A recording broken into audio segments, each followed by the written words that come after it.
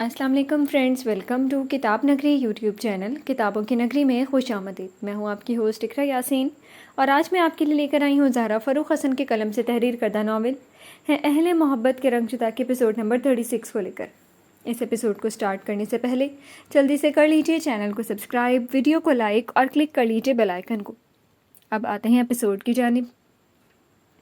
طلائی سورج نے نیلے اجلے آسمان پر کچھ اور فاصلہ طے کیا اور پورا شہر سنہرے رنگ میں رنگ گیا۔ ولف کا میسج آیا تھا واسق کے پاس، وہ اسے بلا رہا تھا۔ اسے بہت ہی ارجنٹ کام اس سے پڑا تھا، لکھ کر بھیجا تھا، اس کی موجودگی ضروری تھی۔ واسق نے کام بغیر پوچھے جی آ رہا ہوں کا میسج سینڈ کر دیا اور تیزی سے تیار ہونے لگا۔ ڈیوٹی میں جانے میں بھی وقت تھا، اس لیے وجدان صاحب کو دیر میں آنے کا بتایا اور اپنی گاڑی لے کر وہ ولف کے آفس کے لیے نکل گیا۔ جس وقت وہ اپنی گاڑی سے آفس پہنچا، سورج کے سنہری رنگ کی شعاعیں اس آفس کی بلڈنگ پر اپنے پر پھیلا چکی تھی۔ تیزی سے اپنی گاڑی پارک کی اور اپنے سر پر پولیس کیپ درست کرتا وہ آفس کے مین ڈور تک پہنچ گیا۔ آٹومیٹک ڈور کھلا اور وہ اندر آ گیا۔ آفس میں کام کرنے والوں کی آمد و رفت شروع ہو چکی تھی۔ کچھ اپنی اپنی میز کے پاس بیٹھے کمپیوٹر پر کام شروع کر چکے تھے تو کچھ آتے جاتے چلتے پھرتے نظر آ رہے تھے۔ یہاں سب مصروف رہتے تھے۔ ولف کو خالی بیٹھنا پسند نہیں تھا، سو سب ایکٹیو رہتے تھے، پر مجبوری میں نہیں، پورے شوق اور دلچسپی سے۔ یہاں کام کرنے والا ہر جوان جو شیلا تھا اور ولف کا وفادار۔ جو وفادار نہیں ہوتا اس کا انجام دانش جیسا ہی ہوتا۔ واسق سب سوچتا وہ بڑھ رہا تھا کہ ولف آپ کا بھی پریکٹس روم میں ویٹ کر رہے۔ ولف کے آفس سے نکلتے سہیل نے اسے دیکھتے اطلاع دی۔ واسق نے چونک کر اسے دیکھا۔ سانولے رنگ کا یہ کم عمر جوان تھا، مگر بھلے اپنی عمر میں چھوٹا تھا پر ہر وقت کام میں مگن رہتا اور سب کی طرح ولف کا شیدائی بھی بہت تھا۔ بھی واسق نے سوالیہ نگاہوں سے سہیل کو دیکھا۔ اور کون ہے؟ سہیل ہلکا سا مسکرایا۔ سر شاکر اس کے لبوں سے نکلا اور واسق کا حلق تک کڑوا ہو گیا۔ اسی کڑواہٹ سے پوچھا، وہ وہاں کیا کر رہا ہے؟ سہیل کی مسکراہٹ گہری ہو گئی، ہاتھ میں دبی فائل بغل میں دبائی۔ چونکہ ابھی واسق اس سے قد میں زیادہ تھا، اس لیے پنجوں کے بل اونچا ہوا، رازداری سے اس کے کان کے پاس اپنا چہرہ بڑھایا۔ ولف نے خاص طور پر آپ دونوں کو بلایا، سب کے ساتھ آج آپ دونوں کا بھی پریکٹس کا دن ہے۔ واسق نے آنکھیں سکیڑ کر اس تیز ترار لڑکے کو گھورا جس کی آنکھوں میں ذہانت کی چمک چھلکتی رہتی تھی، مگر ابھی شرارت بھی تھی۔ واسق کا گھورنا تھا کہ فوراً سنجیدہ ہو کر سیدھا کھڑا ہو گیا۔ پریکٹس کا دن، لیکن کس کے ساتھ؟ واسق نے دن سوچا، آج تو وہ دن نہیں۔ وہ سہیل سے کہتے ہوئے اب اس طرف مڑ گیا جہاں وہ لوگ اپنی ہڈیاں توڑوا کر آج اس لائق ہوئے تھے کہ اپنے دشمنوں کی ہڈیاں توڑ سکیں۔ آئی ڈونٹ نو، سہیل کاندھے اچکا کر کہتا۔ اس کے ہمراہ ہی تھا۔ واسق کے ساتھ چلتے ہوئے اس نے آنکھوں کی شرارت گم نہیں ہو رہی تھی۔ واسق شیشے کا ڈور دھکیل کر اس ہال روم میں آیا تھا۔ یہ بہت بڑا روم تھا، یہاں ہر طرح کے دشمنوں سے کیسے جنگ لڑنا ہے، کیسے ہرانا ہے، اس طرح کے سارے دفاعی عملیات انہیں سکھائے جاتے تھے۔ اب یہاں اچھے خاصے آفس ورکر کہہ لو یا وہ سپاہی جمع تھے جو ولف کے ہمراہ کام انجام دیتے تھے۔ ایک طرف ایش گرے ٹریک سوٹ میں شاکر بھی کھڑا نظر آیا اور ولف بھی، کالا ٹرنک پینٹ اور کالی بنیان کے اوپر کھلی ہوئی سفید لائنوں والی کالی ٹریک جیکٹ۔ ولف ابھی شاید پریکٹس کر کے کھڑا تھا، تبھی اس کے چہرے پر پسینے کی بوندیں تھیں۔ السلام علیکم، واسق سلام کرتا اندر آ گیا، اس کے ساتھ چمکتی آنکھوں والا سہیل بھی۔ ان دونوں کے اندر آتے ہی پیچھے شیشے کا ڈور اپنے آپ اپنی جگہ پر آ گیا۔ سلام کی آواز پر سب کے چہرے اس کی طرف گھوم گئے سوائے شاکر کے۔ وہ دیوار سے ٹیک لگا کر سنجیدگی سے کھڑا اپنے انگوٹھے سے دیوار کی سطح کھرچ رہا تھا۔ واسق کی طرف دیکھنے کی اس نے زحمت بھی نہیں کی۔ وعلیکم السلام فیصل، واسق کو ڈریس دو۔ وہ اتنی ہی جواب دی اور ساتھ کھڑے فیصل سے تحکم سے کہا۔ فیصل فوراً آگے بڑھا، ڈریس اٹھایا اور واسق کے پاس چلا آیا۔ 2 منٹ میں چینج کر کے آ جاؤ، ولف نے بس اتنا کہا اور اپنے ساتھ کھڑے لڑکے کو کچھ سمجھانے لگا۔ واسق اپنی کیپ اتار کر ساتھ کھڑے سہیل کو دے کر چینجنگ روم میں چلا گیا۔ 2 ہی منٹ میں وہ چینج کر کے باہر تھا۔ وہاں موجود سب کی طرح وہ اب وردی میں نہیں، انہی جیسے ڈریس میں ملبوس تھا۔ گڈ، آ جاؤ واسق اور شاکر۔ ولف ہلکے سے مسکرایا اور اس نے اپنی کھلی جیکٹ اتار کر ایک طرف اچھالی۔ ہال روم تالیوں سے گونج گیا۔ ولف لڑے گا تو اس کا مطلب بھرپور انجوائمنٹ۔ سہیل اور فیصل بڑے جوش سے یہ منظر دیکھنے کے لیے تیار تھے۔ واسق اور شاکر نے ایک دوسرے کی شکل دیکھی اور پھر ولف کی طرف۔ اس کے ایک مسلز تیز روشنی میں چمک رہے تھے۔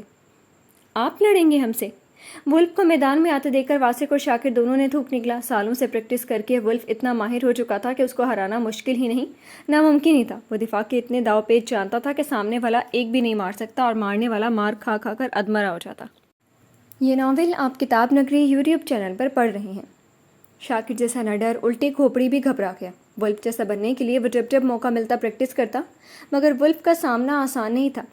تم دونوں کی جنگ دیکھنے سے محروم رہ گیا تھا۔ So I will watch that battle, come and fight. وہ اپنے مخصوص انداز میں مسکراتا آنکھوں میں برہمی لیے ان دونوں کو دیکھ رہا تھا۔ دونوں بری طرح سے چونکے، چہرے کی رنگ اڑی۔ Don't think, fight me, that's my order. وہ غرایا اور دونوں ہی فوراً حرکت میں آ گئے. ٹریک جیکٹ کی زپ کھول کر ایک ایک طرف اچھالی اور آ گئے میدان میں. واسق اور شاکر نے اپنی اپنی پوزیشن لی اور ولف پر حملہ آور ہوئے. وہ دونوں جان توڑ کوشش میں لگے ہوئے تھے اور ولف اپنا ہنر دکھا رہا تھا. ہال روم بار بار تالیوں اور سیٹیوں سے گونج جاتا. ان لوگوں میں سے سہیل اور فیصل سب سے زیادہ خوش نظر آ رہے تھے. ولف کی جنگ دیکھنا گویا جیسے کوئی ایکشن مووی چل رہی ہو. ان کی چمکتی آنکھوں میں ستائش بھی ابری ہوئی تھی. Not bad, I like it, but تم دھوکہ کھا گئے. شاکر کی طرف دیکھا. ولف مسکرایا اور ایک طرف گھوم گیا. ایک کے بعد دوسرا موقع اسے نہیں چھو سکتا تھا. اس کا ہاتھ اور پاؤں دونوں گھوما. ہاتھ شاکر کے جبڑے پر پڑا اور پاؤں نے اس کے پاؤں پر پھنس کر اسے وہیں فرش پر پٹک دیا. شاکر گرا لیکن اس سے تیزی سے سنبھل کر وہ ہتھیلی کے بل اونچا ہوا اور اس نے ولف کے پاؤں میں ایک ٹھوکر مارنی چاہیے. جس پاؤں سے وہ اسے ٹھوکر مارنے کی کوشش کر رہا تھا, ولف نے اس کا وہی پاؤں پکڑا اور اسے کھینچ کر اس طرح پٹکا جیسے وہ شاکر نہ ہو, کوئی چھوٹا بچہ ہو. شاکر کے تازہ زخم سے ٹیس اٹھی اور ایک بار پھر تالیوں کی گڑگڑاہٹ سے ہال گونج گیا. واسق اور شاکر بری طرح سے ہانپ گئے تھے. چھوٹو صاحب, آپ کو ولف نے سکھایا ہے. وہ شاگرد کو سارے داؤ ضرور سکھا دے گا مگر اپنی ڈیفینس کے لیے ایک داؤ وہ چھپا کر رکھتا ہے. اپنی مخصوص مسکراہٹ کے ساتھ کہا اور ایک مکہ اس کے منہ پر دے مارا. شاکر جبڑے بھینچ کر رہ گیا. ولف کبھی سکھاتے ہوئے حملہ نہیں کرتا تھا. یہ ضرور کسی غلطی کی سزا تھی. اس نے سر جھکا کر کھڑے واسق کو دیکھا جس کے گال بھی سوج گئے تھے, ہونٹوں پر زخم تھا. آپ کو ہم دونوں کو سزا دینی ہے نا, تو جی بھر کر مار لیں. یہ پریکٹس والے بہانے نے ہماری ہڈی پسلی توڑ دینی ہے. آخر شاکر نے ہار مانی اور وہی چکنے فرش پر دھم سے بیٹھ گیا. گھٹنے موڑ کر دونوں ہاتھوں کا گھیرا بنا کر رکھا اور سر جھکا دیا. واسق اپنے ہونٹوں سے خون پہنچتا اور ایک طرف ڈھہ گیا. دونوں ہتھیلی فرش پر ٹیک کر چھت کی طرف دیکھتا. وہ بری طرح سے ہانپ رہا تھا. ولف نے باقی سب لوگوں کو اشارہ کیا. اس کا اشارہ کرنا تھا کہ سب کے سب ایک کر کے وہاں سے نکلتے چلے گئے. ان لوگوں کا جانا ہی تھا کہ وہ جھکا اور ان دونوں کے بنیان کاندھے سے ایک ایک ہاتھ کی مٹھی میں جکڑ کر کھینچ کر اٹھایا تھا. وہ دونوں ڈھیلے پڑے کھڑے ہوئے, سر جھکائے اس کی لان تان سننے کے لیے تیار ہو چکے تھے. کمشنر وجدان کے گھر کو پریکٹس کر سمجھ رکھا ہے تم دونوں نے. کیا سمجھ کر وہاں سارا ڈرامہ پلے کیا تم دونوں نے. ان دونوں کے سر جھٹکے سے اٹھے مگر ولف کے چہرے پر اتنی بے رحمی تھی کہ ان دونوں نے فوراً سر جھکا لیا. یہ ناول آپ کتاب نگری یوٹیوب چینل پر پڑھ رہے ہیں. وہاں جو نسوانی وجود رہتے ہیں نا, وہ سب ولف کے لیے بہت خاص ہے. ان کے لیے ایک بھی برے الفاظ میں برداشت نہیں کر سکتا, چاہے وہ تم دونوں کے منہ سے ہی کیوں نہ نکلے ہو. تم دونوں کی ہمت کیسی بھی ہوئی دعا اور صبا کے لیے ایسے الفاظ نکالنے کے لیے. اس نے ان دونوں کے شانوں کو اتنی زور سے جھٹکا ان دونوں کو لگا ہڈیاں چٹک جائیں گی. چہرے پر شرمندگی تھی اور آنکھیں فرش پر گڑی. میرے پاس میرے کام میں جذبات کی کوئی جگہ نہیں ہے. یہاں کام کرنے والے ہر شخص کو یہی سکھایا گیا, اپنے خاندان کی حفاظت کرو مگر کبھی جذبات کو خود پر حاوی مت ہونے دو. آئندہ تم دونوں نے ایک بار بھی ایک دوسرے کے ساتھ ہاتھا پائی کی یا زبانی گولہ باری, تم دونوں کو وہ سزا دوں گا کہ ساری زندگی تم دونوں بولنا بھی بھول جاؤ گے. Got it.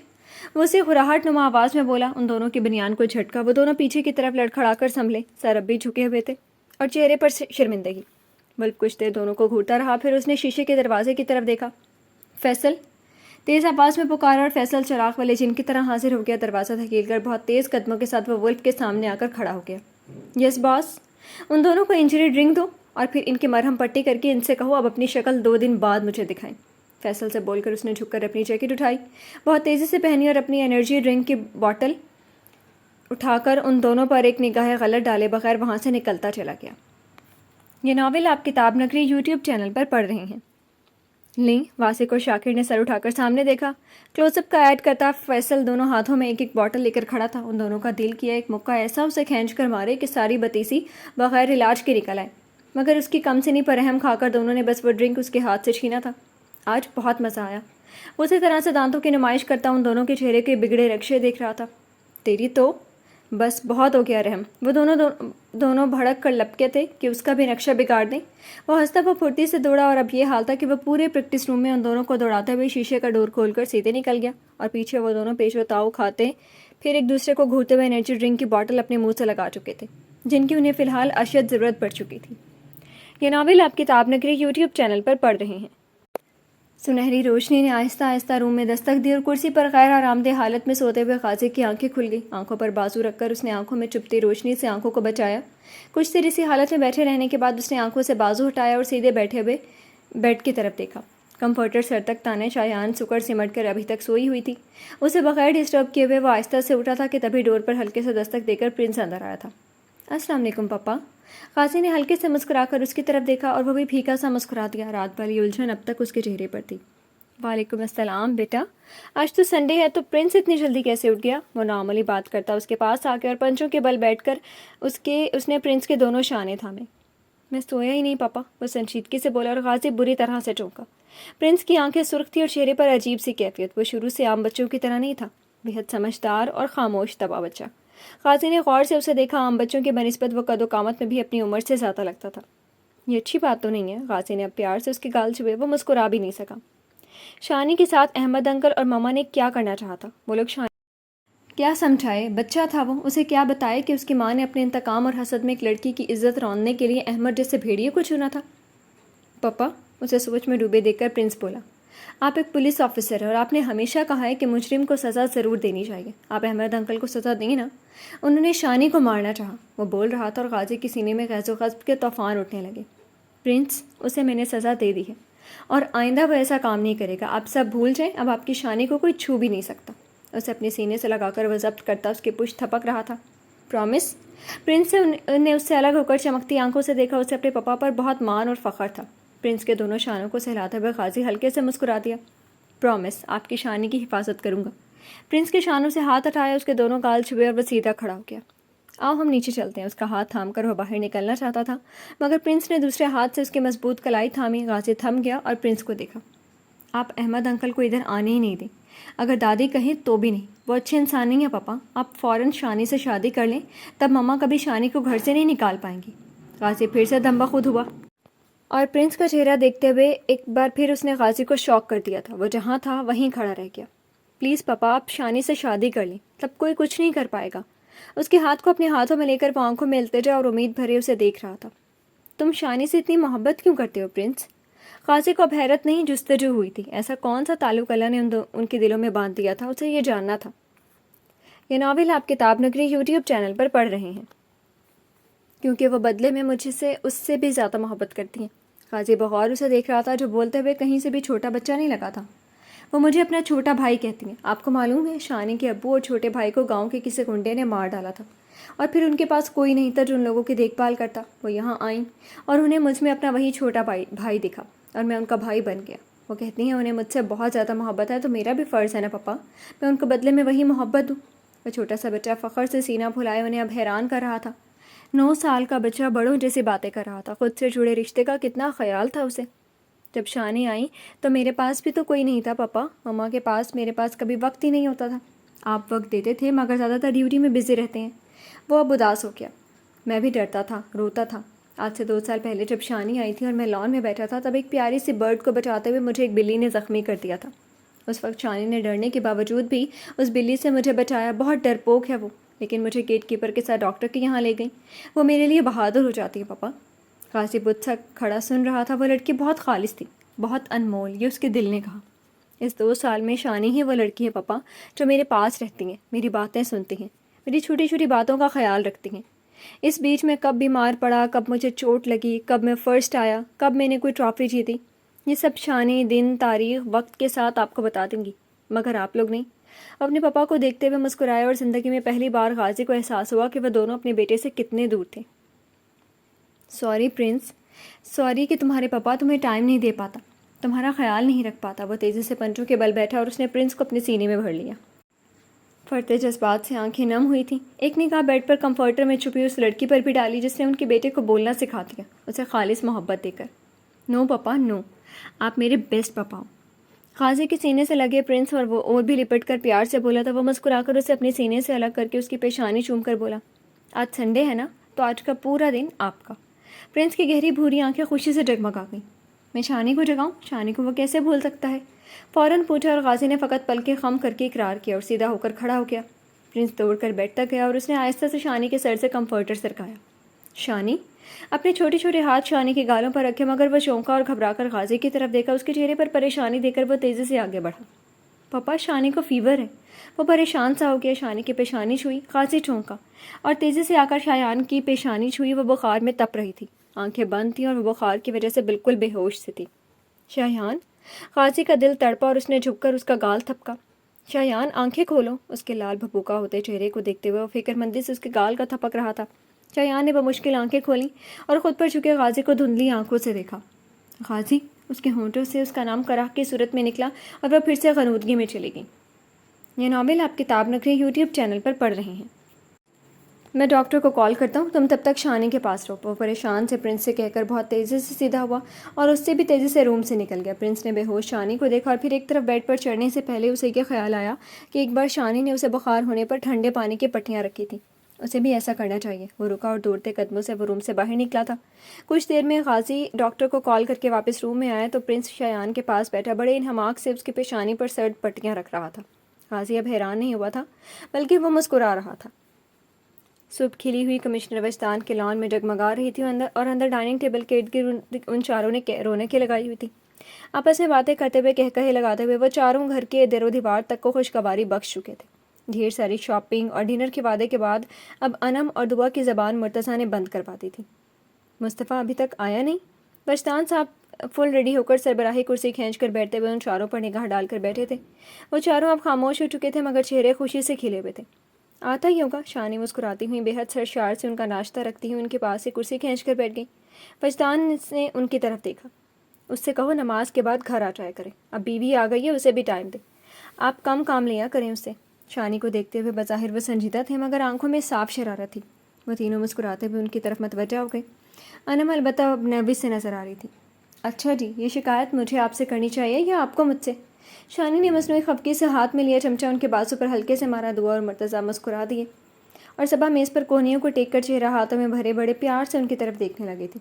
مرتضیٰ نے سب کی طرف دیکھا اور انہماک سے اپنے مما پاپا کو دیکھتی صبا کو، اور پھر مسکراہٹ دباتے ہوئے اس کے پاؤں پر ایک پاؤں مارا تھا۔ صبا چونکی اور اس نے غصے والی ایک گھوری اسے دے کر اپنی کرسی ذرا سے کنارے کھسکا لی۔ ادھر انم مصطفیٰ کے ذکر پر کچھ بے چین سی ہوئی تھی۔ اذان سے پہلے والا سارا منظر اس کے دل میں ابھی میٹھی میٹھی سے کسک ٹکا رہا تھا۔ دل کی اس کیفیت اچھی بھی لگ رہی تھی اور عجیب سا بھی احساس ہو رہا تھا۔ مصطفیٰ کا جادو اسے اپنے سحر میں گرفتار کر رہا تھا، جکڑ رہا تھا۔ ٹیبل پر ایک کوہنی رکھے اپنی گردن پر ہاتھ رکھ کر وہ مصطفیٰ کے خیال میں کھوئی ہوئی تھی۔ آنکھوں میں چمک کے ساتھ مدہوشی سی بھی چھلکی۔ یہ ناول آپ کتاب نگری یوٹیوب چینل پر پڑھ رہے ہیں۔ ناشتہ دو مجھے۔ ایک ہاتھ نے اس کے آگے چٹکی بجائی اور انم بری طرح سے چونک کر سیدھی ہوئی، گردن موڑ کر پاس آ بیٹھے مصطفیٰ کو دیکھا۔ وہ جانے کب اس کے پاس آ بیٹھا تھا اسے خبر ہی نہیں ہوئی۔ آپ آ گئے؟ حوانک بنی وہ پوری آنکھیں کھول کر دیکھ رہی تھی۔ مصطفیٰ نے آنکھوں کی پتلیاں سکیڑ کر اس کا انداز دیکھا۔ جی آ گیا ہوں، ناشتہ دیں گے اب آپ؟ سنجیدہ سا بول کر اس کی ناک پکڑ کر ہلا دی اور کرسی سے ٹیک لگا کر سب کی طرف دیکھا۔ صبا اور دعا سر پلیٹ پر تقریباً گرائے اپنی ہنسی چھپا رہی تھی۔ کچھ یہی حال مرتضیٰ کا بھی تھا مگر سر اٹھائے بس کھاتے ہوئے ان دونوں کو چمکتی آنکھوں سے دیکھ رہا تھا۔ مصطفیٰ نے سر جھٹک کر وجدان صاحب اور شانی کو دیکھا۔ اس کے دیکھتے ہی ان دونوں نے جسے مسکرا کر اسے چھیڑا تھا۔ مصطفیٰ سر جھٹک کر آگے ہو کر بیٹھا اور پلیٹ کی طرف دیکھا۔ ادھر انم اپنی بے وقوفی پر خود کو ملامت کرتی اس کے پلیٹ میں ناشتہ ڈال رہی تھی۔ دودھیا گلابی نازک انگلیاں، تراشے ناخن، بہت خوبصورت ہاتھ جنہیں چھونے کی تمنا جاگ جائے۔ پپا اور شانی، مجھے آپ سے ایک بات کہنی ہے۔ انم کے ہاتھوں سے نگاہ ہٹا کر دونوں ہاتھ ٹیبل پر رکھ کر وہ بہت سنجیدگی سے ان لوگوں کو مخاطب ہوا تو شانی اور وجدان نے ایک دوسرے کی شکل دیکھی اور پھر مصطفیٰ کو۔ کہو بیٹا۔ وجدان صاحب نے بھرپور محبت بھری نظر اپنے کڑیل زبان پر ڈالی۔ مصطفیٰ کو دیکھ کر ان کا سر فخر سے اونچا ہو جاتا تھا۔ شانی بھی اس کی طرف متوجہ ہوئی تھی۔ مصطفیٰ نے باری باری ان چاروں کی طرف بھی دیکھا۔ ناشتہ دیتی اس کی انم، آرام سے کھاتی اس کی پیاری بہن دعا، شوق و شریر مگر بہت محبت بھرا مرتضیٰ۔ مصطفیٰ کو اپنی طرف دیکھتے پایا تو وہ مسکرا دیا۔ بدلے میں وہ بھی محبت سے مسکرایا اور پھر صبا پر اس کی نگاہ ٹھہری۔ صبا اپنی طرف دیکھتے ہوئے مصطفیٰ کی بھوری آنکھوں سے گھبرائی مگر مسکرا کر اسے دیکھتی رہی۔ صبا اسے پکارا اور صبا ہی کیا سب دل و جان سے ہماتن گوش ہوئے تھے۔ جانے کیا مصطفیٰ کہنے جا رہا تھا۔ جی بھیا، وہ اسے دیکھ کر مسکرائی۔ تمہارے بھائی نے مجھے ایک ذمہ داری سونپی تھی صبا، وہ پوری سنجیدگی سے بولنا شروع ہوا۔ جب اس نے ولف کی ٹیم جوائن کی تھی تب اس نے کہا تھا کہ اب کسی کو پتہ نہیں چلنا چاہیے کہ صبا اس کی بہن ہے، اور ولف کا یہ فیصلہ تھا کہ تم اب مصطفیٰ کی بہن ہو۔ میں ٹھیک کہہ رہا ہوں نا؟ وہ سنجیدگی سے بولتا سب کچھ سنجیدہ کر گیا۔ وجدان صاحب نے اسے پھر صبا کو دیکھا۔ ولف نے ذمہ داری لی اور پورے دل سے وہ ذمہ داری نبھائی۔ یہ ناول آپ کتاب نگری یوٹیوب چینل پر پڑھ رہے ہیں۔ جی آپ میرے بھیا ہیں، بھائی کی طرح نہیں بلکہ اس سے بڑھ کر۔ صرف کہا نہیں تھا، صبا کی آنکھوں میں پانی سا آیا تھا، احساس محبت سے بھرا ہوا پانی۔ مرتضیٰ نے چور نظروں سے اسے دیکھا۔ شانی کی آنکھیں بھی نم ہوئیں۔ ان کے جیسے لوگ سمجھ سکتے ہیں جب کوئی آپ کی حیثیت نہ دیکھ کر، آپ کا خالص دل دیکھ کر اپنی بے پناہ محبت اور توجہ دے تو دل میں کیا احساس اٹھتے ہیں، یہ شانی سے بہتر کون جان سکتا تھا۔ اور تم میرے لیے بالکل میری دعا کی طرح ہو، اس میں کبھی تمہیں شک نہیں رہا ہوگا۔ وہ ہلکے سے مسکرایا۔ صبا نے تیزی سے سرنفی میں ہلایا، آنکھیں پانیوں سے بھری تھیں اس لیے بولنے میں دقت سی ہو رہی تھی۔ مصطفیٰ کی باتوں سے دل بھر آیا تھا۔ وہ احسان نہیں کرتا تھا، وہ محبت دیتا تھا۔ انہم اور دعا خاموشی مگر محبت اور عقیدت سے بھری نگاہوں سے مصطفیٰ کو دیکھ رہی تھی۔ تو جب دعا کی باری آئی، پاپا نے مجھ سے ذکر کیا اور میں نے دعا کے لیے فیصلہ کر دیا، اور اس نے کسی بھی ایک اعتراض کے بغیر میرے فیصلے پر پوری طرح دلی رضامندی سے ہاں کر دی۔ مصطفیٰ نے پیار سے دعا کی طرف دیکھا۔ وہ مسکرائی اور مرتضیٰ چونکا۔ دل کچھ سکڑا، خطرے کا الارم کہیں دور سے سنائی دیا۔ چونکے تو وجدان صاحب بھی پھر کچھ سوچ کر مسکرا دیے۔ وہ اب آرام سے ناشتہ کرتے ہوئے مصطفیٰ کے آگے بولنے کے منتظر تھے۔ بھیا، آپ جو کہیں گے وہ مانوں گی، چاہے جان ہی کیوں نہ ہو۔ سبا اپنے جذبات پر قابو پا کر مضبوطی سے بولی تھی۔ تم سب میری جان ہو، پاپا نے تم سب کو مجھے سونپا ہے، اور میں کبھی نہیں چاہوں گا کہ میں کبھی تم سب پر ایک آنچ بھی برداشت کروں، چاہے وہ کوئی بری بات کا ایک سایہ بھی ہو۔ وہ ٹھہر ٹھہر کر بولتا اب سب کو چونکا رہا تھا۔ شانی غور سے اس کا چہرہ دیکھ رہی تھی اور وجدان صاحب اطمینان سے کھاتے ہوئے اس کا فیصلہ سننے کے منتظر تھے۔ میں تمہارا نکاح مرتضیٰ سے کروانا چاہتا ہوں سبا، وہ بولا، اور سب کے سب چونک گئے سوائے وجدان صاحب کے۔ لقمہ چباتے ہوئے وہ مسلسل مسکرا رہے تھے۔ کھاتے ہوئے مرتضیٰ کے حلق میں نوالا اٹکا اور وہ زور سے کھانسا۔ سب کے سر اس کی جانب گھوم گئے۔ یہ ناول آپ کتاب نگری یوٹیوب چینل پر پڑھ رہے ہیں۔ انو، پانی دو اسے، مصطفیٰ نے پاس بیٹھی انم سے کہا، اور وہ بمشکل اپنی ہنسی دباتی تیزی سے اٹھی، نہ صرف اسے پانی کا گلاس تھمایا بلکہ اس کی پشت بھی شرارت سے زور زور سے تھپکی۔ پانی پیتے ہوئے مرتضیٰ چور نظروں سے سب کے مسکراتے چہرے کو دیکھ رہا تھا۔ دلی مراد برائیے بھیا جی۔ انم جھکی اور اس کے کان میں سرگوشی کر کے سیدھی کھڑی ہو گئی۔ مرتضیٰ بس دانت پیس کر رہ گیا۔ اس کی پونی کھینچنے کی تمنا اٹھی مگر سٹون مین کو سامنے بیٹھے دیکھ کر دل میں دبا گیا۔ ہاں تو صبا، تمہیں کوئی اعتراض ہے؟ مرتضیٰ سے نگاہ ہٹا کر وہ اب شاکڈ سی صبا سے پوچھ رہا تھا۔ وہ صدمے میں تھی۔ دعا نے زور سے اس کی پسلی میں کوہنی ماری اور وہ ہڑبڑا گئی۔ بھیا؟ صبا بہت پریشانی سے اس کی طرف دیکھنے لگی۔ کیا بولے کیا کرے، ساری خود اعتمادی ہوا ہو گئی۔ صبا، اب تک میں چپ تھا، تمہیں ذمہ داری قبول نہیں تھی۔ میں نے اس کا احترام کیا کیونکہ مجھے اپنے بھائی بہن پر پورا اعتماد ہے، پر آج ایک واسق نے کہا تو میں برداشت کر گیا کیونکہ اس نے صرف غصے میں کہا، پر کل کو میرے بھائی بہن پر کوئی انگلی اٹھائے بالکل برداشت نہیں کروں گا۔ وہ ایک لفظ ٹھہر ٹھہر کر بولتا سب کو جھٹکے پر جھٹکے دے رہا تھا۔ مرتضیٰ نے سر کرسی کے پیچھے دھکیلا۔ یعنی بھائی صاحب سب جانتے تھے؟ اللہ، میں اب ان کا سامنا کیسے کروں گا؟ انم نے پیار سے سر لڑکا کر مرتضیٰ کے بال چھوئے۔ ایک منٹ، کہ بھیا کو کل کے حادثے کی خبر کیسے ہوئی؟ مرتضیٰ کے ذہن نے جھٹکا دیا اور وہ جھٹکے سے پورا گھوم کر انم کی طرف دیکھنے لگا۔ اس کی نگاہوں سے وہ ذرا سا گڑبڑائی، پھر فوراً آ کر پھر سے مصطفیٰ کے پاس بیٹھ کے گردن تان لی۔ اب مرتضیٰ کی مجال جو اسے انگلی بھی لگا لے، اور اب وہ واقعی اس کے بال نہیں نوچ سکتا تھا، اس لیے بات پر اٹھا کر مصطفیٰ کی طرف دھیان لگایا۔ شاکر سے میں نے بات کر لی، اسے کوئی اعتراض نہیں، اب تم ہاں یا نہ میں جواب دو، تب تک میں ناشتہ کر لوں۔ مرتضیٰ اور انم سے نگاہ ہٹا کر وہ صبا سے بولا اور سر جھکا کر اپنی پلیٹ پر جھک گیا۔ باقی سب اب صبا کی طرف دیکھ رہے تھے۔ صبا نے ایک ایک پر نگاہ ڈالی۔ وجدان صاحب اب چائے پی رہے تھے اور شفقت سے اسے دیکھ رہے تھے۔ شانی بیٹی بہو جیسے ملی جلی والی پیاری ساس والی نگاہوں سے اسے مسکرا کر دیکھ رہی تھی۔ انم کوہنی ٹیبل پر رکھے مٹھی پر ٹھوڑی رکھے اسے بھویں اچکا کر ہاں کرنے پر اکسا رہی تھی۔ اس نے مرتضیٰ کی طرف دیکھا، وہ اسے نہیں دیکھ رہا تھا، اس کا سارا دھیان بس حلق تک ٹھوسنے میں لگا ہوا تھا۔ وہ مطمئن تھا اور صبا کا دل کیا اس کے خوبصورت سمرے بال نوچ ڈالے۔ ہاں بول بھی چکو، اب ہمیں پاپا کی جیب خالی کروانی ہے۔ آخر کب تک؟ دعا نے ایک بار پھر اس کی پسلی میں کوہنی ماری۔ شانی زور سے ہنستی۔ بھائی میری جیب کیوں؟ اپنے بھیا اور چھوٹے بھیا کی جیب خالی کرواؤ۔ وجدان صاحب نے بیٹی کی بات پر چائے پیتے ہوئے مصنوعی سنجیدگی دکھائی، بیٹوں پر نگاہ ڈالی۔ ایک فیصلہ کر کے ناشتے میں مشغول تھا، دوسرا فیصلہ سن کر سکون سے پیٹ بھر رہا تھا۔ پاپا، ان کی جیبیں تو ہماری ہیں، پر آج آپ اپنی جیب سے ہمیں لنچ، ڈنر اور شاپنگ کروائیں، اور مٹھائی تقسیم کرنے کے پیسے بھی دیں۔ وہ اتنی خوش تھی کہ اپنی کرسی چھوڑ کر آ کر باپ کے گلے سے لپٹ گئی اور ان کے گال چوم کر پیار لٹایا۔ یہ ناول آپ کتاب نگری یوٹیوب چینل پر پڑھ رہے ہیں۔ ہاں تو ہونے دو، پہلے جیب بھی لٹا دیں گے بیٹیوں پر۔ وہ گلے میں لٹکے دعا کے ہاتھ اپنے سینے پر رکھ کر صبا کی طرف دیکھنے لگے جو سر جھکائے ناخن سے اب میز کی سطح کھرچ رہی تھی۔ کیا فیصلہ ہے تمہارا صبا؟ اتنی دیر میں خاموشی سے ناشتہ کر چکے مصطفیٰ نے پلیٹ پر ایک کھسکائی اور ٹیشو سے ہونٹ تھپ تھپا کر اپنی جگہ سے اٹھ گیا۔ سب کے سب بس صبا کی طرف متوجہ تھے۔ جو آپ مناسب سمجھیں۔ صبا سر جھکا کر شرمیلی بنی، انم اور دعا زور سے کھلکھلائیں۔ مصطفیٰ کے دل میں سکون پھیل گیا۔ بہنیں حقیقت میں بھائیوں کا مان ہوتی ہیں۔ بہت خوش نصیب ہوتے ہیں وہ بھائی جن کی بہنیں ان کا مان اور سر ہمیشہ بلند رکھتی ہیں۔ وہ آہستہ آہستہ قدموں سے چلتا ٹیبل کے اطراف میں گھوم کر صبا تک آیا۔ ہمیشہ خوش رہو۔ اس کا سر بھائیوں کی طرح تھپکا اور مرتضیٰ کی طرف دیکھا۔ وہ لا تعلق بنا بس کھانے میں جتا ہوا تھا، جسے کسی سے مطلب نہ ہو، لیکن وہ مصطفیٰ سے خجل تھا، یہ وہ جانتا تھا۔ وہ اب مرتضیٰ کی طرف آیا، کھاتے مرتضیٰ کا بازو پکڑا اور اسے کھینچ کر اٹھا دیا۔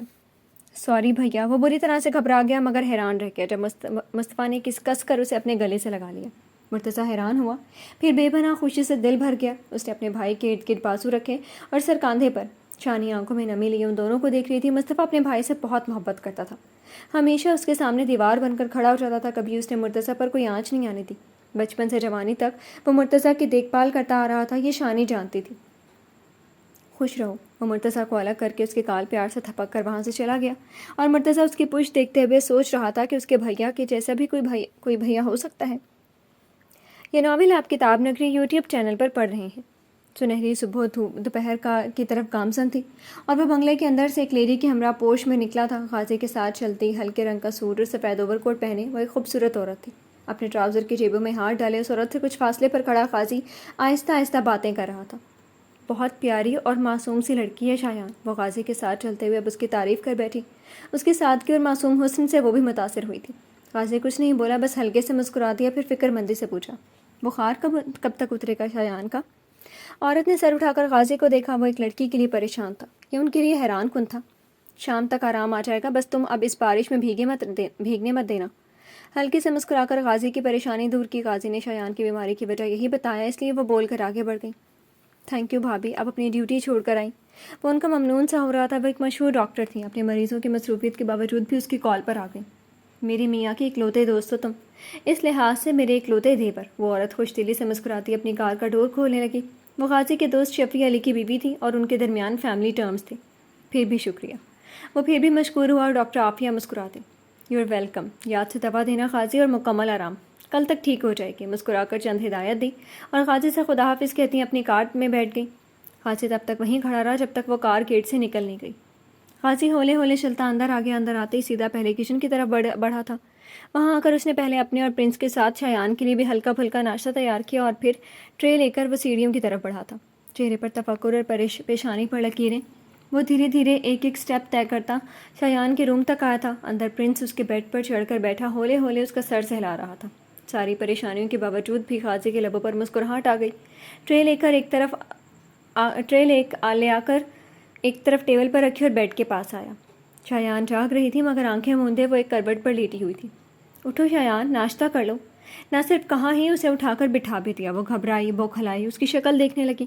بخار سے اور بھی گلابی ہوتا اس کا چہرہ غازی کے چہرے کے بہت قریب تھا۔ یہ ناول آپ کتاب نگری یوٹیوب چینل پر پڑھ رہے ہیں۔ ناشتہ کر لو، پھر میڈیسن لینی ہے تمہیں۔ اپنی نگاہوں کو جھکائے ہوئے ہی اس نے اس کے پشت پر تکیوں کا سہارا رکھا اور اسے ٹیک کر سیدھا ہو گیا۔ میز سے ٹرے اٹھا کر بیڈ تک لے آیا۔ شایان نگاہیں جھکائے اپنے ہاتھوں کی طرف دیکھ رہی تھی۔ پپا، شانی کب تک ٹھیک ہو جائے گی؟ شایان کے مرجھائے ہوئے چہرے کی طرف دیکھتے ہوئے پرنس بہت اداس سا ہو رہا تھا۔ شایان نے بس ہولے سے نگاہیں ہٹائیں اور پھر سے موند لی۔ جب یہ ڈھیروں انجیکشن لگوا لیں گی۔ غازی سنجیدگی سے بولتے ہوئے بیڈ کی قریبی کرسی کھینچ کر بیٹھ گیا۔ ٹرے بیڈ کی بچی ہوئی جگہ پر رکھی۔ نہیں، مجھے انجیکشن نہیں لگوانا۔ پٹ سے آنکھیں کھل گئیں اور دہائی دی گئی۔ غازی اپنی ہنسی چھپاتا ٹرے میں رکھی ایک پلیٹ پرنس کی طرف بڑھا چکا تھا، جس میں پرنس کے لیے سینڈوچ تھے۔ پلیٹ لیتے ہوئے پرنس مسکرایا، انجیکشن تو لگوانا پڑے گا، ڈاکٹر عافیہ کہہ کر گئی ہیں۔ پوری سنجیدگی سے بولتے ہوئے اس نے اس کے آگے سوپ کا پیالہ رکھا۔ وہ بہت پریشان سے نظر آ رہی تھی۔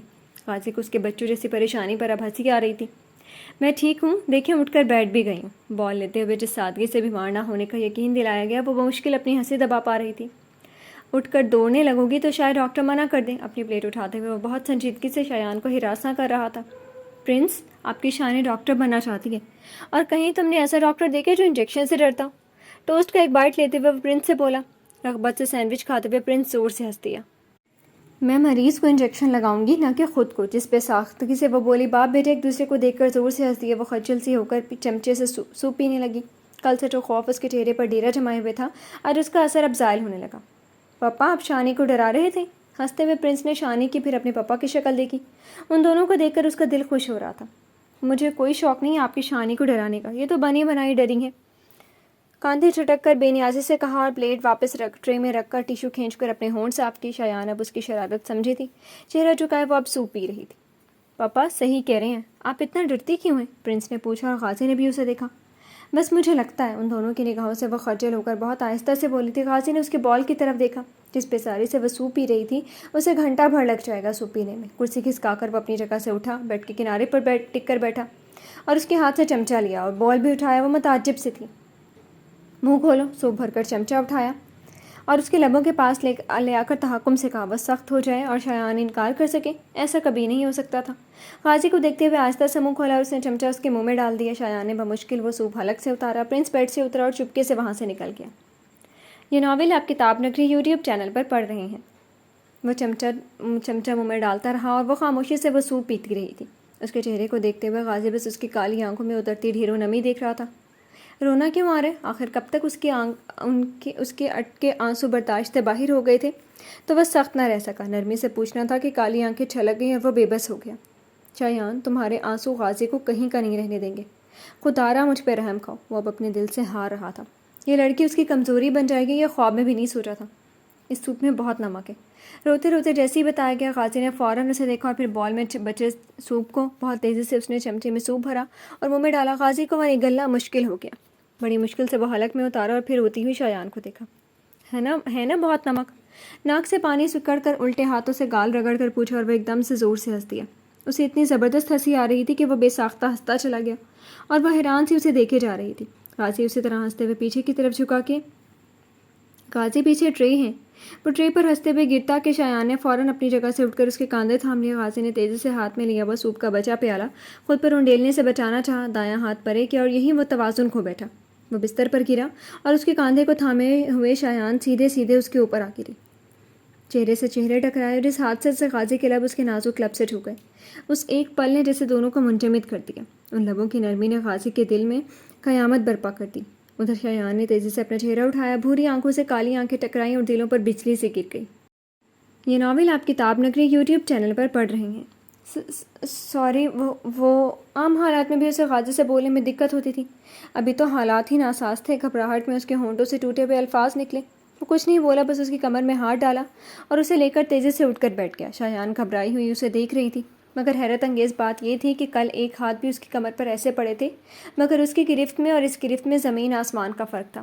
قاضی کے کاندھے کے پاس اس کی شرٹ دبوچے ہوئے اس کا چہرہ ہی کیا، گردن تک گلابی پڑے ہوئے تھے۔ تم نے مجھے پگھلا دیا، مگر ایک فیصلہ آسان کر دیا اس حسین حادثے نے۔ اس کے چہرے کو دیکھتے ہوئے وہ بولا اور شایان کچھ نہ سمجھ سکی، بس سہمی ہوئی نگاہ سے اسے دیکھ رہی تھی۔ قاضی کے ہونٹوں پر دل فریب مسکراہٹ ابھری، اپنے ہاتھ اس کی کمر پر سے ہٹایا اور خود سے الگ کر کے اٹھ کھڑا ہوا۔ گردن موڑ کر سوپ کے پیالے کو دیکھا، وہ حسین حادثے کو انجام دے کر بستر پر الٹ چکا تھا۔ دوسری نگاہ گھبرائی سہمی ہوئی سی شایان پر ڈالی۔ پاپا، آپ کے لیے ہاسپٹل سے فون ہے، عافیہ آنٹی آپ کو بلا رہی ہیں۔ وہ کچھ اور کہتا کہ دروازہ کھول کر پرنس اندر آیا اور جیسے ہی اس نے بتایا، قاضی نے چونک کر اسے دیکھا۔ ہاسپٹل سے؟ وہ ہمیں سکیڑ کر سوچا اور پھر جیسے ہی ذہن میں چھناکا ہوا، وہ بہت تیزی سے روم سے نکل گیا۔ ادھر شایان کی اب تک خجالت سے سرخ گھبرائی ہوئی اپنے دل کی بدلتی کیفیت سے پریشان تھی۔ وہ جب اپنے بیڈ روم میں داخل ہوا تو اس کی کچھ دیر کے بعد ہی انم روم میں آئی تھی۔ مصطفیٰ نے ڈریسر کے دروازے کھولتے ہوئے دروازے سے اندر آتی انم کو دیکھا۔ چہرہ کھلا ہوا تھا اور کالی آنکھوں میں ہیرے سی چمک۔ مست مگن تھی وہیں پرانی انم دراز سے کچھ نکالتے ہوئے اسے دیکھتا ہوا جھکا ہوا وہیں تھم گیا۔ کیا ڈھونڈ رہا تھا؟ کچھ دیر کے لیے بھول گیا۔ کچھ ڈھونڈ رہی ہیں مصطفیٰ؟ دراز کھلی ہوئی تھی اور وہ کہیں اور ہی گم تھا۔ اسے بت بنے دیکھ کر سادگی سے پوچھتے ہوئے وہ قریب آئی اور ایک ہاتھ کے فاصلے پر رک گئی۔ ہاں، سر جھٹک کر اس پر سے نگاہ ہٹائی اور اس نے دراز میں پھر سے تلاش کرنا شروع کر دیا۔ دراز میں اب لیڈیز چیزوں کی بھرمار ہو چکی تھی، میک اپ کا سامان، جیولری اور نہ جانے کیا کیا۔ ساری درازیں کھنگال ڈالی مگر مطلوبہ چیز نہیں ملی۔ کیا ڈھونڈ رہی ہیں مصطفیٰ؟ وہ ایک ہاتھ کا فاصلہ مٹا کر قریب ہوئی اور اس کی دل فریب خوشبو نے اسے پھر سے بھٹکایا۔ مصطفیٰ نے بغیر سر اٹھائے دراز سے چیزیں ادھر ادھر کرتے ہوئے سنجیدگی سے کہا، یہاں ایک پیکٹ رکھا تھا، اس پر براؤن ٹیپ لگا ہوا تھا، اور یہاں میں نے اپنی چیزیں رکھ دیں۔ آپ کا پیکٹ اٹھا کر وارڈروب میں ڈال دیا، لیکن احتیاط سے رکھا ہے۔ مصطفیٰ کو ڈھونڈنے میں مشغول دیکھ کر جوش سے بتایا، لیکن جیسے ہی اس نے جھٹکے سے سر اٹھا کر اسے دیکھا، فوراً آواز دھیمی ہو گئی۔ یہ بیویاں روم میں آتے ہی سیدھے اسی کام پر کیوں لگ جاتی ہیں؟ وہ سوچتا ہوا دراز بند کر کے۔ وہ چھوٹا سا پیکٹ تمہاری چیزیں خراب نہیں کر دیتا، ایک جگہ پڑے رہنے دیتی۔ وہ آرام سے سیدھا ہوا اور ڈریسر سے ٹیک لگا کر انم کا سرشار چہرہ دیکھا۔ چھوٹا پیکٹ؟ وہ بہت بھاری بھرکم تھا۔ آنکھیں پھیلا کر ہاتھوں کے اشارے سے پیکٹ کو جناتی سائز بتا کر بڑی معصومیت سے آنکھیں پٹ پٹائیں۔ مصطفیٰ بس اس کی گھنی پلکوں کی دلکشی اور بولتے لبوں کی دل فریبی دیکھ رہا تھا۔ گھنگریالے بالوں والی پونی والی گردن نے بھی ہل کر اسے پھر سے بہکانا چاہا۔ کہاں رکھا ہے وہ پیکٹ؟ سر جھٹک کر پوچھا اور ڈریسر سے ہٹ کر سیدھا کھڑا ہو گیا۔ ابھی لاتی ہوں، بول کر وہ تیزی سے ڈریسنگ میں بھاگی اور مصطفیٰ سر ہلاتا پھر سے بیڈ کی طرف آیا۔ ایک بار پھر اس نے بیڈ کے سائڈ ٹیبل کی دراز باہر کی جانب کھینچی اور ایک بار پھر اس نے تحمل سے آنکھیں بند کر کے دوبارہ کھولی۔ یہاں بھی اس کی چیزیں سرے سے غائب تھیں اور زوجہ محترمہ کی چیزیں آرام سے حق جزاتی پڑی ہوئی تھیں۔ حق جتانے کا دوسرا طریقہ تو کبھی نہیں آزمایا۔ وہ سوچتا ہوا دھیرے دھیرے چلتا آ کر ڈریسنگ میں کھڑا ہو گیا۔ انم سار کے الماریوں کی ڈور کھسکائے پریشان سے وہ پیکٹ کھنگال رہی تھی۔ وہ پیکٹ رکھ کر بھولی ہوئی تھی شاید۔ یہ ناول آپ کتاب نگری یوٹیوب چینل پر پڑھ رہے ہیں۔ بیڈ کی دراز میں چند چھوٹی موٹی چیزیں رکھی تھیں، وہ سب کہاں ہیں؟ سینے پر ہاتھ باندھ کر وہیں سلائڈ ڈور پر کوہنی ٹکائے وہ انم کی پشت پر کرلی بالوں کی پونی دیکھ رہا تھا۔ اس کی ہر جنبش پر وہ گردن کو چومتی، کھلے گلے سے نسراتے پشت کو چھو لیتی۔ دوپٹہ بے نیازی سے ایک شانے سے ہو کر پیروں تک کو چھو رہا تھا۔ سب ایک ہی جگہ تو رکھی تھی مصطفیٰ، نہ جانے کہاں رکھ دیا میں نے۔ پریشان سی وہ بالوں کو پیچھے کرتے ہوئے بہت گھبرائی ہوئی بھی تھی۔ مصطفیٰ کی بولتی نگاہوں سے بے خبر پر وہ بس اس پیکٹ کو ڈھونڈنے کی کوشش میں لگی ہوئی تھی۔ عام بیویوں کی طرح تم میری چیزوں سے چھیڑ چھاڑ مت کیا کرو، وہ اپنی جگہ ہی رہیں گی۔ اسی طرح کھڑے وہ اب بھی اس کی ہر حرکت پر گہری نگاہ رکھے ہوئے تھا۔ کچھ نہیں کیا میں نے، سب لا کر ایک جگہ رکھ دیا تھا۔ یہ مت بھولیں یہ میرا بیڈ روم ہے اور میں اپنے بیڈ روم میں آپ سمیت چیزوں کو چھیڑ سکتی ہوں۔ خالص بیویوں والے انداز میں بے ساختہ بولتے ہوئے وہ بھول گئی کہ کیا بول دیا۔ مصطفیٰ مسکرایا اور آہستہ آہستہ چلتا اس کے پیچھے آ کر کھڑا ہو گیا۔ لیں پکڑیں، مل گیا۔ سب کچھ ایک شاپر میں ڈال کر الماری کی زینت بنانے کے لیے رکھا گیا تھا۔ کوئی کونے کھدرے سے وہ شاپر کھینچ کر اس کی طرف مڑی کہ وہ مصطفیٰ سے ٹکرا گئی۔ اس نے اس کے ہاتھ سے پیکٹ لیا اور ہاتھ بڑھا کر پیکٹ واپس الماری میں رکھ کر انم کی طرف جھکا۔ تم کیسے مجھ سے چھیڑ چھاڑ کر سکتی ہو؟ یہ میں دیکھنا چاہتا ہوں۔ ایک انگلی بڑھا کر انم نے کی کاندھوں پر رکھی ذرا سا انگلی کو جنبش دی اور اٹکا ہوا دوپٹہ اس کی اطاعت کرتا پھسل کر قدموں میں آ گرا اور مصطفیٰ کی نگاہیں پھسلی اور وہ جھکا۔ آپ کو ہاسپٹل جانا ہے نا؟ جھکتے ہوئے مصطفیٰ کو گھبرا کر دیکھتے ہوئے وہ پیچھے کی طرف جھکنے لگی اور وہ کھلی الماری میں گر ہی جاتی کہ مصطفیٰ نے اس کا بازو پکڑ کر اپنی طرف کھینچا اور الماری کی سلائڈ ڈور کھینچ کر برابر کر کے انم کی پشت کو بند ہو چکے ڈور پر ٹیک دیا۔ وہ گھبرائی ہوئی سے اسے دیکھتے ہوئے خود کو کوس رہی تھی۔ بڑی بے خوف ہو کر زبان چلائی گیا نا، اب نتیجہ بھگت۔ تھوک نکلتے ہوئے وہ مصطفیٰ کو دیکھ رہی تھی جو اپنا ایک ہاتھ الماری کے ڈور پر ٹیک کر دوسرے ہاتھ کی انگلی کو اس کی بھیگتی پیشانی پر رکھ چکا تھا۔ یہ ناول آپ کتاب نگری یوٹیوب چینل پر پڑھ رہے ہیں۔ آئی ڈونٹ مائنڈ کہ تم نے میری چیزیں ادھر ادھر کی ہیں، بٹ وہ انگلی پیشانی سے ناک تک کا سفر کرتی پھر انم کے اوپری لب پر رکی اور انم دم بخود ہوئی۔ I have a complaint with you. اس کی جادو کرتی بھوری آنکھیں اور مسکراتے لب۔ انم کھوئی سی تھی۔ یہ تمہارا بیڈ روم، یہاں کی ہر چیزوں پر تمہارا پورا حق ہے۔ لیکن انم مصطفیٰ، آپ مجھے کیوں بھول جاتے ہیں؟ اس بیڈ روم سمیت میں بھی تمہارا، تو مجھ پر حق کب جتاؤ گی؟ اس کے ہلکے ہلکے لرزتے لبوں پر انگلی پھیرتے ہوئے اس کی آواز اور بھی دلکش ہو گئی تھی۔ انم کی پلکیں کانپی اور جھٹ سے گر گئیں، گالوں پر گہرا گلابی رنگ بہار دکھانے لگا۔ تم مجھ پر جیسے چاہو حق جتاؤ انم مصطفیٰ۔ مصطفیٰ تمہارے حق جتانے کا شدت سے منتظر ہے۔ آہستہ سے اس کا چہرہ جھکا اور اس کے گلابی ہوتے گالوں کے پاس اپنے ہونٹ رکھتے ہوئے وہ مدہوش سا تھا۔ انم کی آنکھیں بند ہو گئیں۔ اس کا انگوٹھا انم کے گالوں سے لے کر لبوں تک پھرتے ہوئے اس کے ہونٹوں اور گالوں کے پھولوں کی نرمی جذب کر رہا تھا۔ انم کی آنکھیں سختی سے بند تھیں اور تنفس بہت تیز۔ مصطفیٰ کا انگوٹھا اس کے گالوں سے پھسلتے ہوئے گردن تک پھسلا اور وہاں پانچوں انگلیاں سمیت سرسرایا۔ یہ ناول آپ کتاب نگری یوٹیوب چینل پر پڑھ رہے ہیں۔ ادھر انم کے چہرے پر مصطفیٰ کے لب گالوں سے پھسل کر لبوں تک آ کر سیراب ہونا چاہتے تھے کہ بیڈ روم میں رکھا اس کا موبائل احتجاج کر اٹھا۔ مصطفیٰ نے وہیں تھم کر گہری سانس لی اور بہت آہستہ سے اس کے گالوں کو چوم کر وہ انم سے الگ ہو گیا۔ وہ پیکٹ لے کر آؤں؟ اس کے گال تھپک کر وہ ڈریسنگ سے باہر نکل گیا۔ انم نے آہستہ سے آنکھیں کھولی تھی، تیز تیز سانس لیتے ہوئے اپنے دھڑکتے دل پر ہاتھ رکھ کر نارمل کرنے کی کوشش کی۔ چھپ کر گرا ہوا دوپٹہ اٹھایا اور تیزی سے الماری کا ڈور کھول کر وہ پیکٹ نکالا۔ اسے تیزی سے واپس بیڈ روم میں آ کر پیکٹ بیڈ پر رکھا اور اس سے پہلے کہ وہ باہر نکل جاتی مصطفیٰ موبائل کان سے لگائے ہوئے دروازے کے پاس آ کر کھڑا ہو گیا۔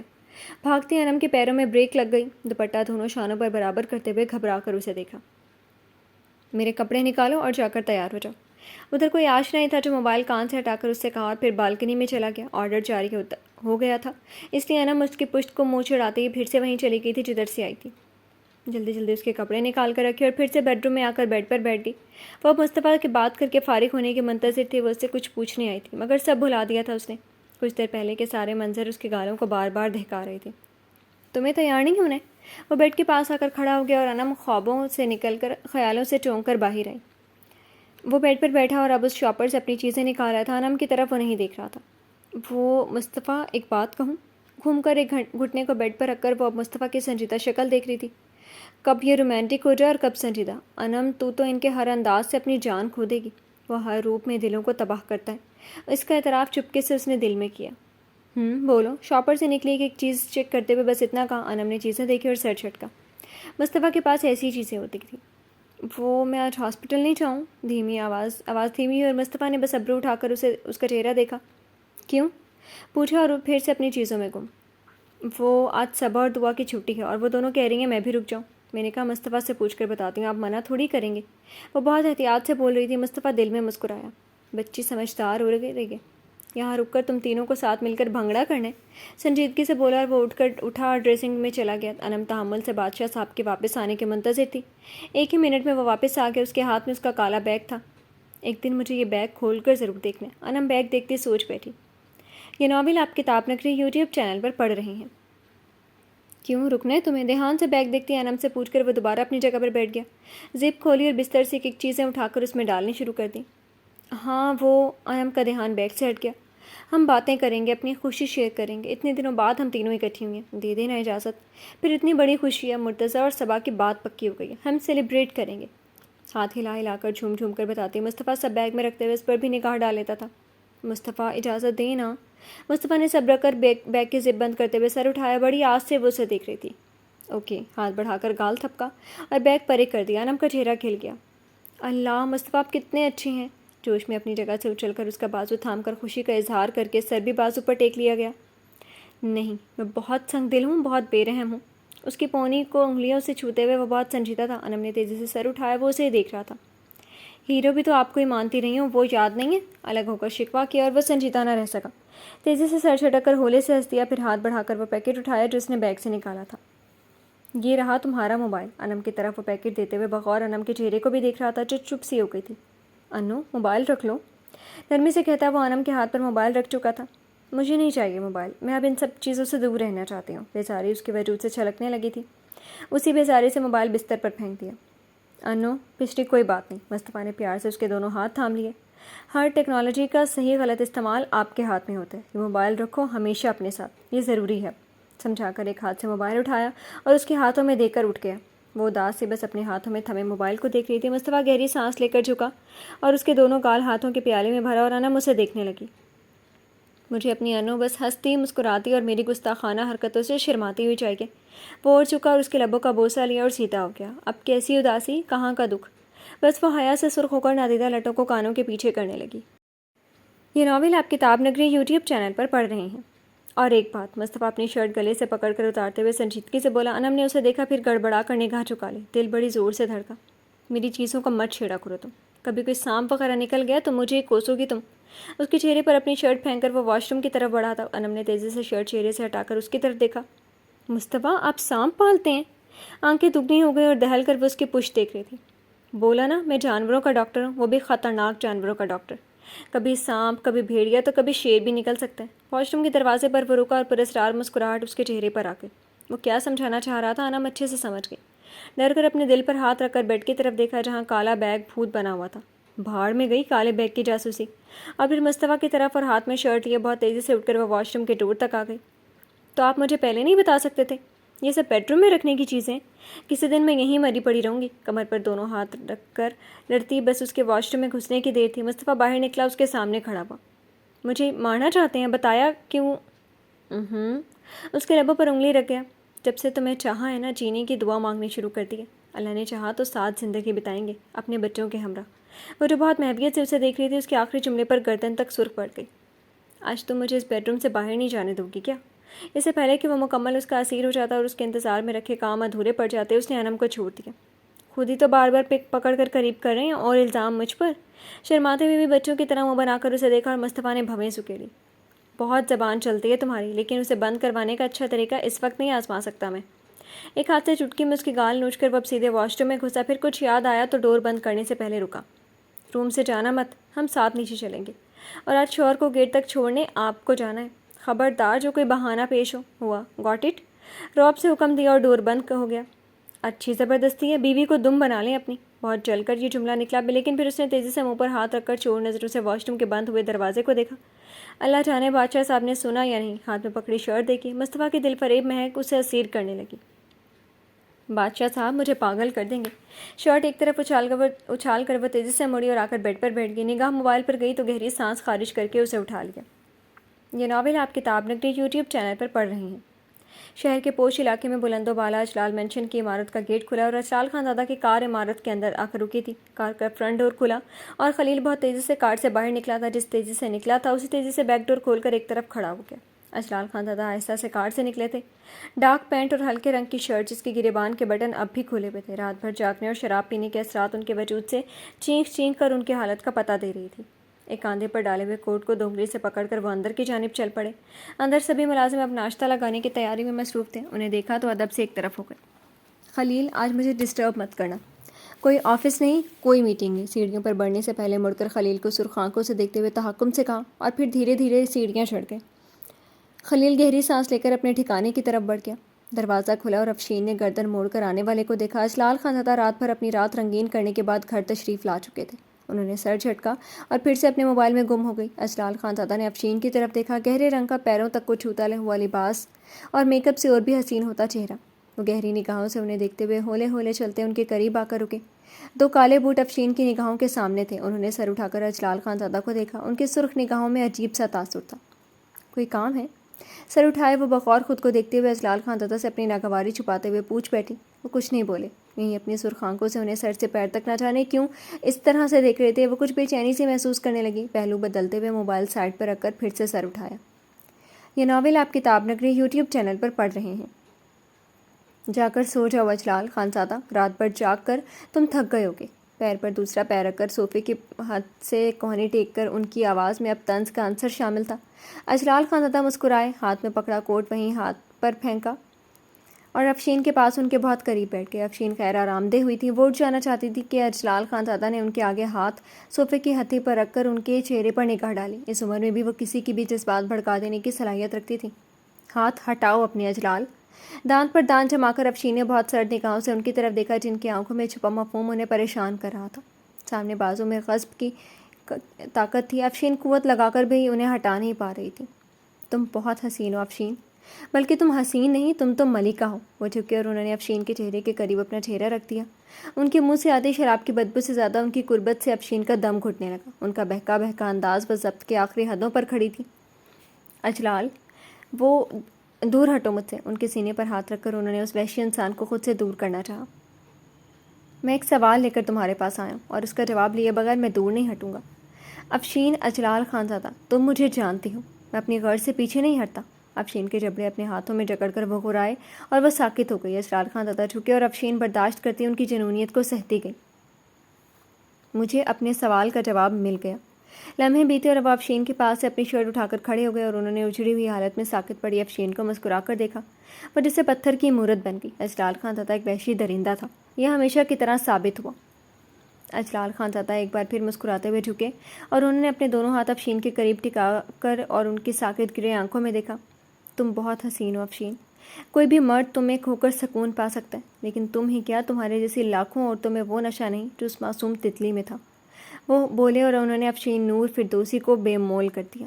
ان کی گرے آنکھیں بھی نم تھیں اور سرخ بھی. اجلال اسی طرح ان کے چہرے پر جھکے ہوئے تھے. اجلال خان زادہ ہر روز ایک نئی لڑکی سے اپنی پیاس بجھاتا ہے, مگر آج تک وہ پیاس نہیں بجھی جو اس لڑکی نے میرے اندر بھڑکائی تھی. وہ ابھی مجھے مل جائے نا تو میں یہ ساری دولت ٹھکرا دوں اور اسے اپنا بنا لوں. افشین نے آنکھیں بند کر کے کھولیں. اس وحشی مرد کو بھی اس عورت کا جنون اب تک گھیرے ہوئے تھا. تمہیں معلوم ہے افشین, آج مجھے وہ ملی ہے. افشین کے گالوں پر انہوں نے انگلی رکھی اور وہ چونکی. مجھے ایک ویسی معصوم تتلی ملی ہے, ویسی ہی پری پیکر, ویسی ہی مہکتی دلوں کو تباہ کرنے والی معصوم پری. اس نے ایسی تڑپ مجھ میں جگائی کہ اجلال خان زادہ رات بھر بہترین عورت کے ساتھ گزارا مگر اسے سکون نہیں ملا. اور پھر تم. وہ بولتے ہوئے جھٹکے سے سیدھے ہو گئے اور چپ ہو گئی. افشین پر نگاہ ڈالی. یہ ناول آپ کتاب نگری یوٹیوب چینل پر پڑھ رہے ہیں. لوگ کہتے ہیں تمہیں پانے کے بعد کوئی خواہش نہیں بچے, مگر وہ سب غلط ہے. تم چند چھینٹے ڈال سکتی ہو مگر آگ بجھا نہیں سکتی.